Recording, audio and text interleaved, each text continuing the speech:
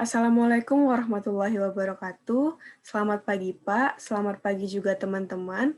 Perkenalkan nama saya Nabila Safira dengan NIM 1704037071.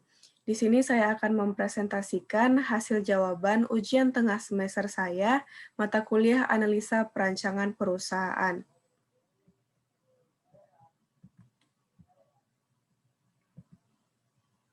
Kegunaan studi kelayakan. Yang pertama adalah menghindari resiko kerugian. Tujuan pertama yaitu untuk meminimalkan resiko yang dapat dikendalikan maupun yang tidak dapat dikendalikan. Kondisi masa yang akan datang tidak dapat diprediksi, sehingga perlu untuk melakukan analisis studi kelayakan untuk memperkecil resiko. Yang kedua, mempermudah perencanaan. Dengan adanya ramalan untuk masa yang akan datang, maka mempermudah perencanaan. Yang ketiga, memudahkan pelaksanaan pekerjaan. Perencanaan yang disusun dapat mempermudah penerapannya. Proses bisnis dapat dilakukan secara tersusun sehingga para karyawan dapat memiliki pedoman dan tetap fokus pada tujuan, sehingga rencana bisnis dapat tercapai sesuai dengan apa yang direncanakan. Yang keempat, memudahkan pengawasan. Dengan pelaksanaan yang sesuai dengan rencana yang telah disusun, maka pengawasan dalam proses bisnis akan lebih mudah. Pengawasan dilakukan agar jalannya usaha tetap pada jalur dan sesuai dengan apa yang telah direncanakan. Yang terakhir adalah memudahkan pengendalian. Bila terjadi penyimpangan, akan mudah untuk memperbaikinya dan dapat langsung untuk dikendalikan sehingga tidak terlalu jauh penyimpangan yang terjadi. Perbedaan studi kelayakan bisnis dan studi kelayakan proyek.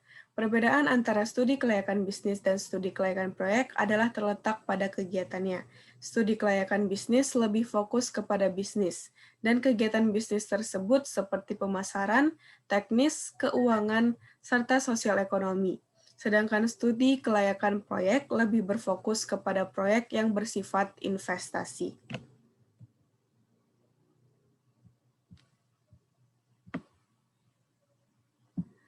Berbagai studi kelayakan yang ada serta manfaatnya.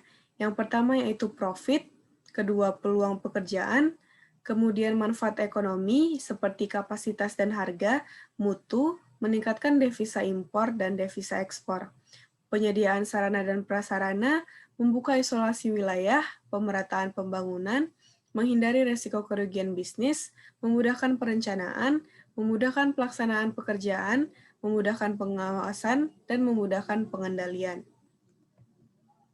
Aspek-aspek dalam studi kelayakan.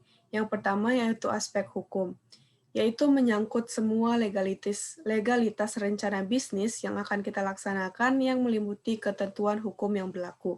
Yang kedua adalah aspek sosial, ekonomi, dan budaya, menyangkut dampak yang diberikan kepada masyarakat sekitar karena adanya suatu kegiatan usaha tersebut. Yang ketiga, aspek pasar dan pemasaran, menyangkut apakah ada peluang pasar untuk produk yang akan dihasilkan oleh kegiatan usaha kita. Yang keempat, aspek teknis dan teknologi, menyangkut pemilihan lokasi, alat-alat yang sesuai dengan hasil yang diinginkan, layout, dan pemilihan teknologi yang sesuai. Yang kelima, aspek manajemen, menyangkut pembangunan dan operasional. Yang keenam, aspek keuangan, menyangkut sumber dana yang akan diperoleh dan proyeksi pengembaliannya dengan tingkat biaya modal dan sumber dana yang bersangkutan.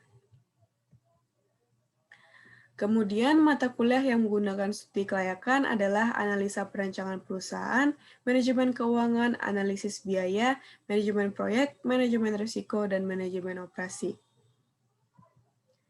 Saya rasa itu saja yang dapat saya sampaikan. Semoga bermanfaat terhadap teman-teman sekalian.